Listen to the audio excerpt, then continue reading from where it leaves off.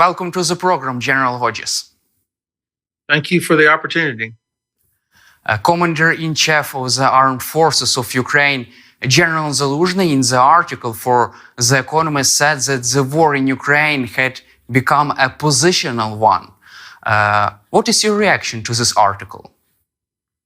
Well, first of all, I thought that General Zaluzhny's comments were very clear, professional, compelling. It was a very good assessment of how he sees the conflict right now. But nobody should interpret this as a negative or a defeatist type comment. Instead, it's exactly what a professional soldier should do, is to lay out the assessment and then to clearly identify what is needed, a way to win. I also, of course, liked the emphasis he placed on the significance of Crimea. So for me, this was a clear message to all of us who are supporting Ukraine or should be supporting Ukraine for what is needed. And I took it as a very good, strong message. Sober, but strong. General Zaluzhny says that the war in Ukraine had become a positional one. How did we get to the positional warfare, and what could change this trend? Well, I think, number one, the Russians, exactly as General Zaluzhny had pointed out, are not without resources. I mean, they have managed, because they don't care how many of their own people are killed, they continue to find bodies and push them into the fight. So they are using the one advantage they have, which is mass. That's one thing that has slowed down progress. Number two, the West, we were too slow in making decisions to deliver capabilities that Ukraine needed, whether it was about armored vehicles, long-range weapons, and other capabilities. We took too long, and so the Russians did not waste the time as Ukraine was preparing for their counteroffensive. We just took too long, and this is a reflection of the biggest failure on the part of the West. Despite all of the good that has been done, we still don't have the policy of helping Ukraine win.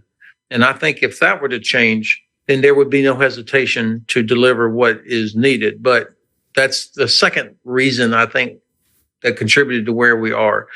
And then the third reason is, Ukraine has had to learn also. You had to build a very large modern army almost from scratch.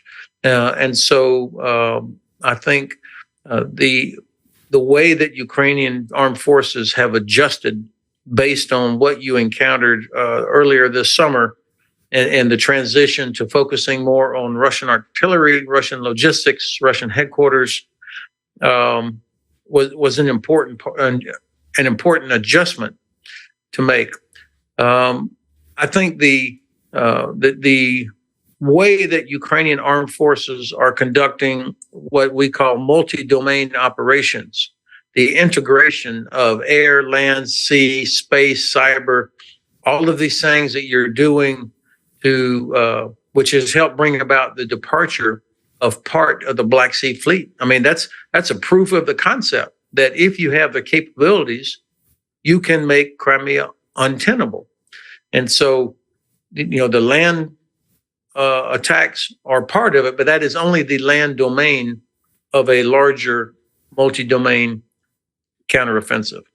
The last point I would make is, and I was impressed that General Zaluzhny addressed it also, and this is, the manpower requirements that Ukraine has. Ukraine has enough military-age males and women to do what needs to be done, but it seems like not everybody in Ukraine is committed to the fight. You still have military-age males that have gotten exemptions, perhaps, and this is the problem everywhere. I mean, it was a problem in the U.S. even during World War II, and certainly in later years, people would avoid conscription or they would avoid mobilization. That's just a fact, the way it is. But I think there are also thousands of Ukrainian military-age males that are not in Ukraine, that they're in Poland or Germany or Romania. And I think that the government is working now to try to encourage them to come back to help fill the manpower requirements. You mentioned about conscription in the US. How did it go in the US during the Second World War? In the Second World War, we ended up with almost 12 million women and men in uniform in the Army, the Navy, the Army Air Corps, the Marines. So it was a combination of draft, volunteers. Of course, you had to change the age, raise the age limit to get the numbers of people that you needed. Especially when you take into account that everybody that is of the right age is not going to be physically able to do what needs to be done. And then we maintained conscription, what we call the draft, up through the war in Vietnam. And it was extremely unpopular, as you can imagine, because the war was unpopular. You did not have protests against the draft before Vietnam, but during the war in Vietnam, it became unpopular because the war was unpopular. And because there were always people that managed to find an escape for whatever reason. So I think if you're going to do something like conscription, it has to be for a war that is understood and that the nation supports, which I think is the case in Ukraine, but also it has to be seen as fair, that elites or sons of wealthy people or whatever are not exempted from it. If it's seen as fair, then I think you get what you need.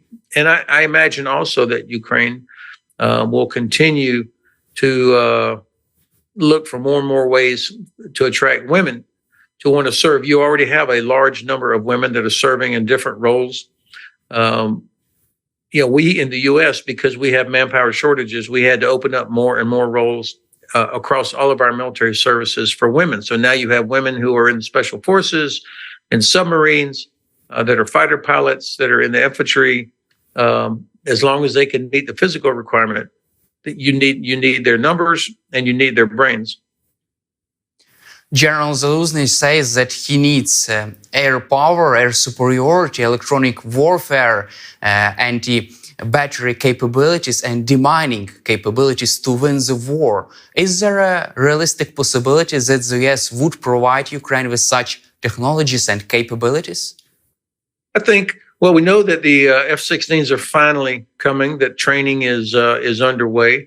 I imagine that it's probably going to be I don't want to put a date on it because I don't know, but you'll have pilots that will be trained faster than anybody predicts. But there's a difference between knowing how to fly the aircraft and being able to employ the aircraft in a substantial, successful way. So I think that we're still a few months away, but it's coming. I think you're going to see these, finally, the delivery of ground launch small diameter bombs, which have a range of about 150 kilometers, precision weapon. Those are finally coming out of production, I think, early in the new year.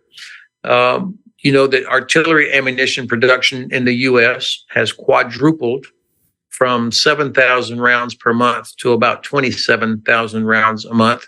So there are things that are coming early in the new year. I hope that we will continue to provide the other things that Ukrainian armed forces need, and that other nations will provide what is needed.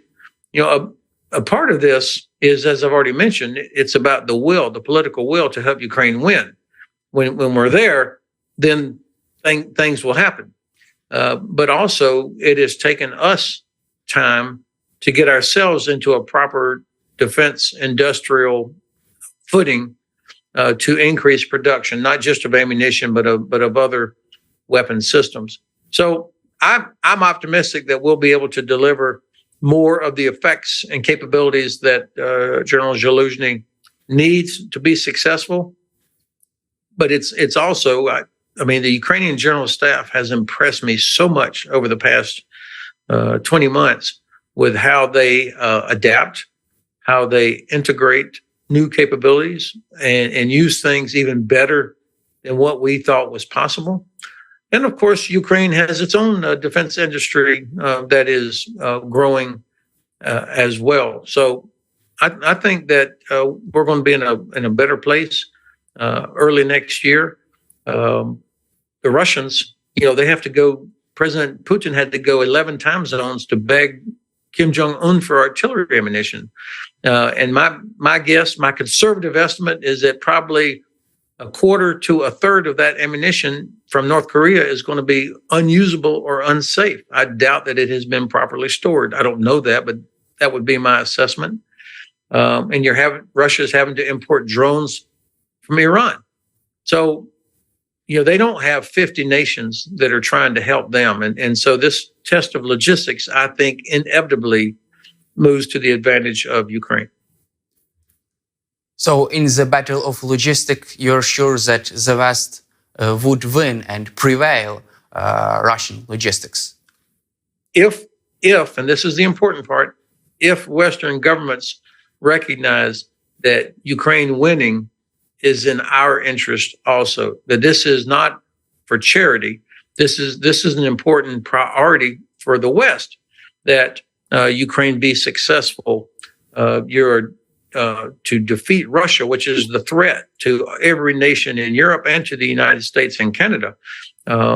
This is about so much more than just helping Ukraine or even just the Black Sea. This is about taking away Iran's most important ally so that Iran is less capable of threatening Israel and their neighbors. And it's also about China, so that the Chinese see that the West, led by the United States, has the capability to help defeat Russia. We have the capability to help protect Israel from Hamas, and we have the capability to deter Iran from further attacks. And we still have the capability to defeat China if necessary. So this is important about strategic deterrence, as well as helping a liberal democratic country like Ukraine. General Zaluzhny says that technology is decisive for the war in Ukraine. Do you support such point, and could the US play its role in supporting our technological advantage? So we know from history that the nature of war is unchanging. It's about violence. It's about uncertainty. It's about two sides trying to destroy each other. So that nature is the same as it's been for 5,000 years. But the character of war, how war is conducted, that changes because of technology. And I agree, General Zaluzhny has identified that the changing technologies and the fact that both sides, for example, have drones, air and maritime drones, that both sides have the ability to see the other side because of technologies and to reach further and further because of technologies. And that's why we are at this sort of it's become positional, is because neither side has the technological advantage at this point. So if the U.S. and other countries can provide some additional capabilities that would help protect Ukrainian forces from Russian drones, for example, from observation, and I think there probably are a variety of ways that eventually we'll figure out how to do that. The combination of deception, non-kinetic means to block the drones, even if it's just for periods of time, as well as being able to shoot down some of those drones, or maybe go into their source. From where are they being launched? I think the Ukrainian General Staff probably has thought through all the different ways to do that, and I hope that my country and others will provide the capabilities that are needed for them to do that. The United States has finally provided Ukraine with long-range ATACMS systems, but with cluster variants of this missile. Would it be helpful for the Ukrainian army to achieve its strategic goals? Well, of course, the ATACMS cluster variant has already proven that it's a capable weapon with the destruction of a large number of Russian helicopters. When you're able to find a target like that, it's in range. Of course, that's going to be a very helpful capability in addition to what you're doing to get those helicopters off the back of Ukrainian troops that are fighting there against Russian forces. But what's really needed, in my view, I would defer to the General Staff, but in my view, what's really needed is, of course, the 300-kilometer range unitary warhead, which is what would be so effective against the facilities at Sevastopol to continue putting pressure on the Black Sea Fleet so that they have to leave, to hit the air base at Saki, and to destroy the logistics base at Zhankoy. All of these things would help make Crimea uninhabitable for Russian forces, which is the key step in liberation of Crimea. And it would also weaken Russian forces, in my view, that are in across the Dnipro from Kherson and in Zaporizhia. It would help. It would weaken the Russians that are there defending if Ukraine had the ability to hit their logistics necessary to support those Russian defenses. But why didn't the US provide Ukraine with such 300 kilometers range ATACMS missiles? What was the reason for such a decision? Yeah, this has been very frustrating. I've heard multiple excuses, but none of them were very compelling. The one that was used the most often was there was concern that Ukraine might use them against targets inside Russia. For me, of course, Ukraine should be able to do that. If Russia is launching missiles from inside Russia against innocent Ukrainian civilians, Ukraine should be able to defend themselves. But Ukrainian government said that that's not a problem. If that's the condition to get them, then Ukraine won't use them against targets inside Russia because there are enough important targets inside occupied Ukrainian territory. So that was an excuse that I think was not compelling. The next excuse was, well, we don't have enough of them. But this is a weapon that we were already transitioning away from. It's not a weapon that would be used in the Pacific if we had to fight the Chinese. And we haven't even asked the CEO of Lockheed Martin, who makes these things, to increase production or to restart production. So again, it's not about a lack of ATACMS, it's a lack of political will to do this.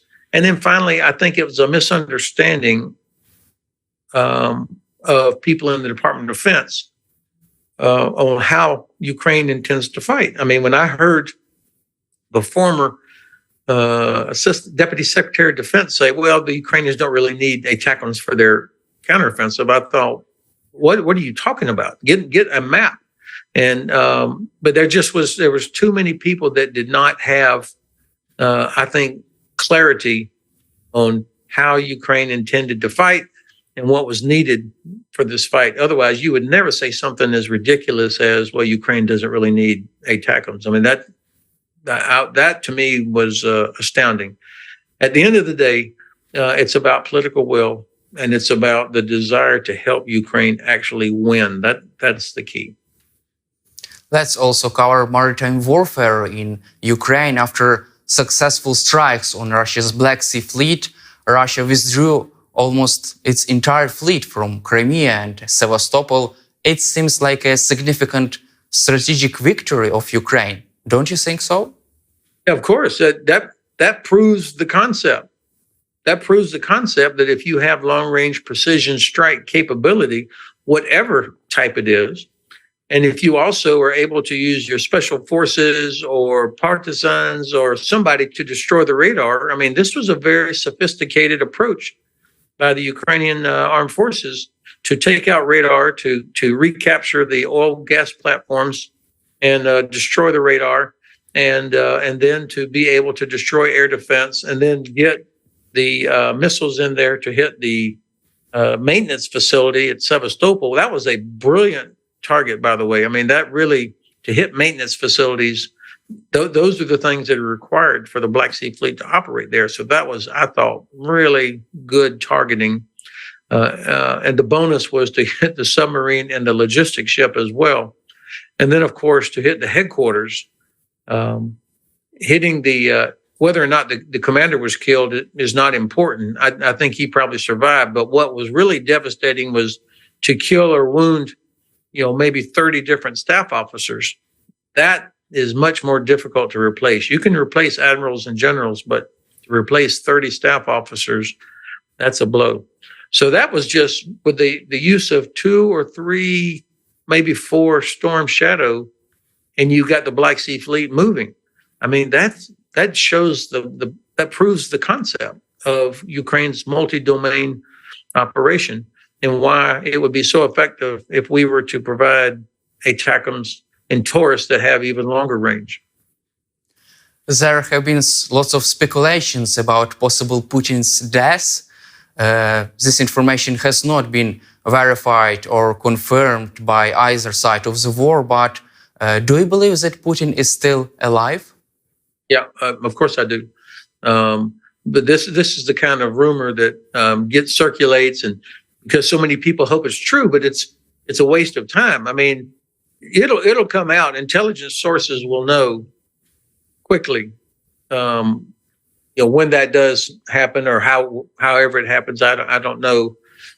So I would not put any credibility in rumors like that. And the bottom line is Ukraine has to defeat Russia.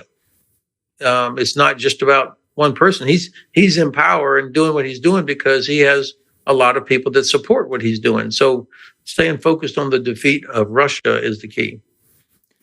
But if Putin is dead, what could happen in Russia? Could we face a transition of power or just another mutiny? Well, I'm sure there would be some sort of power struggle, as always. I mean, I don't think Russia is the kind of place where they have elections and do peaceful transition of power. So there would be some sort of a power struggle there. And you probably know better than I who the 3 or 4 possible next leaders would be and what that might look like. But I don't think much about that. I think, but I do believe we should prepare for the possibility of either when Putin, who is human like everybody else, when he does die, what happens? What happens when Ukraine has defeated Russia, when Crimea is liberated or is on the verge of being liberated? What happens inside Russia? And I think it would be prudent for us to be thinking about what happens to the nuclear weapons, what happens to the energy infrastructure, what happens to the enormous amounts of money that people have squirreled away. There will be refugees flooding into other parts of Europe, would be my guess. I mean, it would be a real disruption. And so we, the West, should plan for what happens. But I don't advocate for it because this is something that needs to happen organically. Thank you, General Hodges, for your time and for your support for Ukraine, and glory to Ukraine. Heroям slava.